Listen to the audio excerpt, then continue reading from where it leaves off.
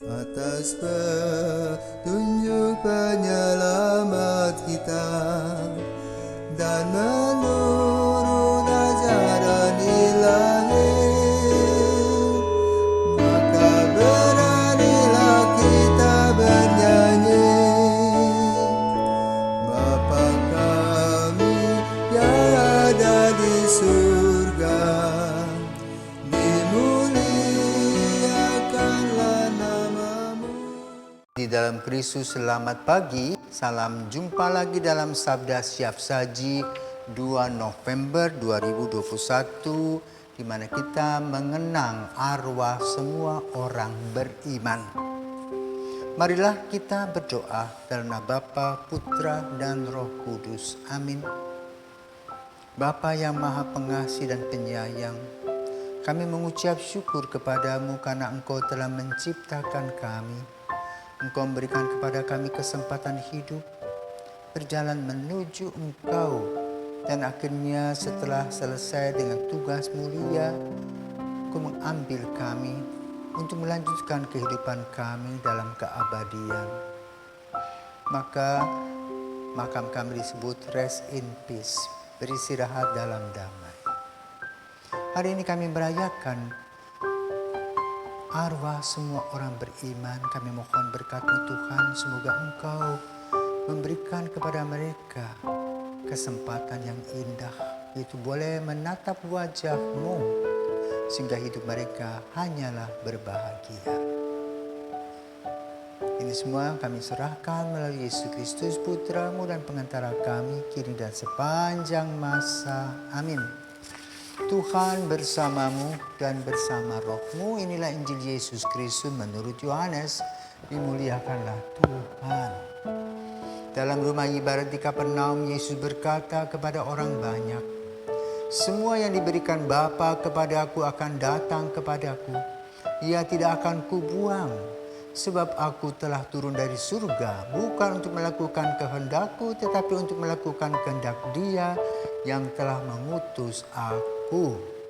Dan inilah kehendak Dia yang telah mengutus aku, yaitu supaya dari semua yang telah diberikannya kepadaku, jangan ada yang hilang, tetapi supaya ku bangkitkan pada akhir zaman.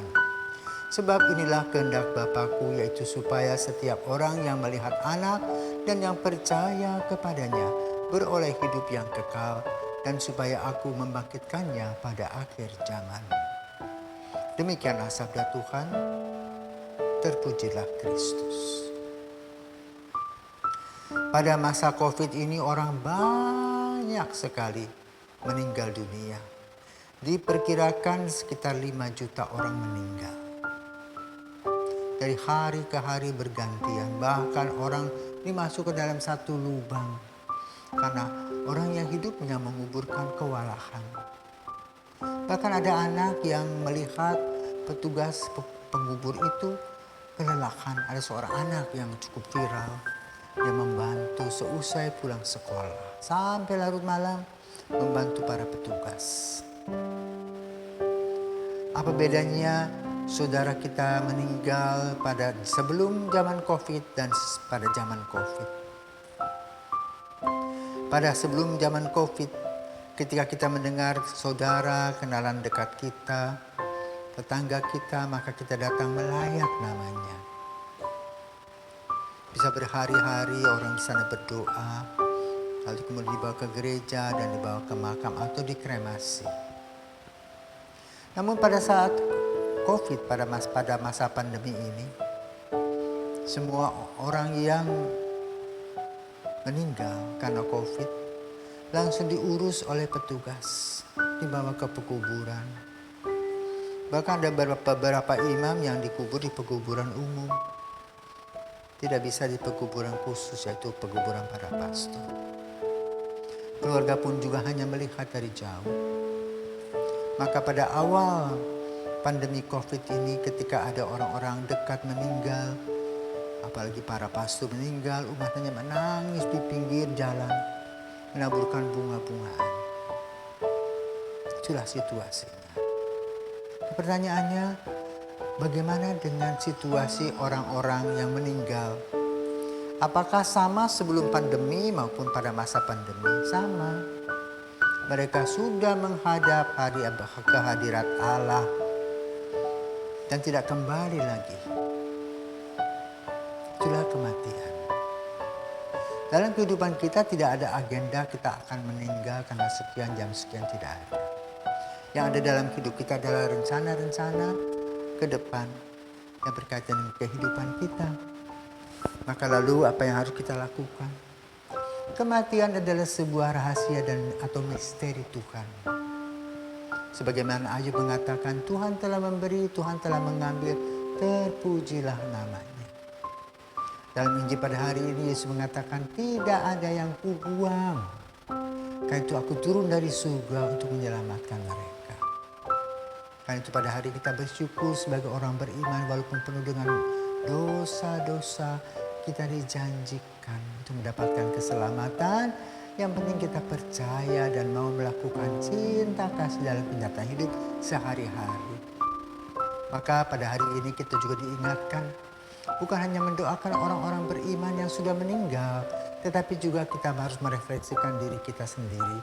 Apakah kita sudah siap kalau suatu hari Tuhan memanggil kita kepada keabadian, menjadi anggota Rest in Peace, menjadi anggota RIP. Karena ukuran kematian tidak satu orang pun yang tahu. Sering orang mengatakan, aku masih muda. Mati bukan soal muda. Mati berkaitan dengan rencana Tuhan yang merupakan rahasia, maka kita perlu mengadakan pendekatan dengan Tuhan serius setiap hari. Dan selalu siap kemanapun kita pergi. Karena apa? Yang harus kita ketahui adalah bersama dengan Tuhan, dimanapun kita berada, kita senantiasa berbahagia. Maka Yesus dalam khotbahnya di bukit pada hari kemarin tanggal 1 November, berbahagialah orang yang miskin karena dialah yang punya kerajaan surga. Artinya apa? Orang yang berserah diri, orang yang bekerja, ora et labora di dalam Tuhan. Dialah orang-orang yang berbahagia. Hari ini kita juga mempunyai waktu, kesempatan untuk mendoakan para arwah yang belum kembali, belum pulang, belum diterima sepenuhnya. Kenapa? Masih berada di api penyucian. Artinya apa? Kita sendiri harus membersihkan diri. Karena apa? Tuhan menciptakan kita secara bebas. Kita diberikan kebebasan dan tanggung jawab. Maka kita harus bertanggung jawab atas semua kehidupan kita. Itulah sebabnya ada api penyucian di mana kita bertanggung jawab atas semua perilaku, pikiran, perkataan, dan perbuatan kita selama kita masih hidup. Inilah hukum sebab akibat. Jangan anggap remeh.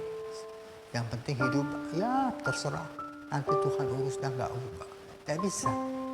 Kita mempunyai satu struktur. Sebab akibat. Tuhan memberikan kepada kita kebebasan. Maka kebebasan itu harus diisi dengan tanggung jawab. Kita berdoa untuk semua orang beriman. Untuk apa? Untuk mendapatkan kebahagiaan kekal. Apakah mereka belum bahagia? Wallahu alam. Semoga. Maka mari kita mendoakan mereka. Tuhan, banyak yang sudah Engkau panggil. Banyak yang sudah duduk di tahta kerajaan-Mu di surga. Boleh menatap wajah-Mu. Namun masih ada juga orang yang bertanggung jawabkan perilaku dan dalam kehidupan.